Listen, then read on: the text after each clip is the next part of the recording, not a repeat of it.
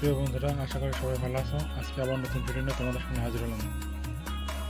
আজ বন্ধুরা আড্ডা দিচ্ছিলাম, কিন্তু আমি একজন বিশিষ্ট ভোজন রসিক থাকতে সেখানে খাবার কথা উঠবে না, তা কি হয়? তাই হঠাৎ করে প্ল্যান ছাড়া চলে আসলাম চিকেন চাপ খাইতে।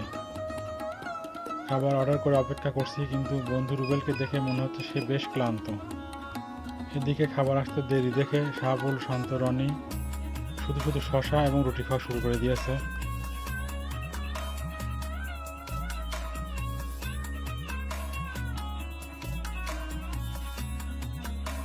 অপেক্ষার পর প্রতীক্ষিত চিকেন চাপ চলে আসলো। আমাদের কাছে চিকেন চাপটা বেশ ভালোই লাগলো। গরম রুটি দিয়ে গরম চিকেন চাপ বেশ দারুণ মজা লাগলো।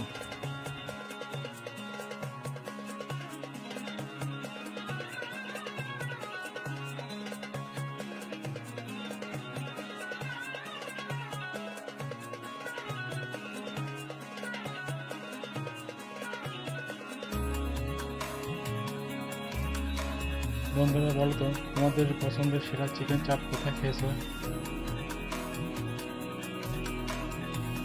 অবশ্যই কমেন্টে জানাবে।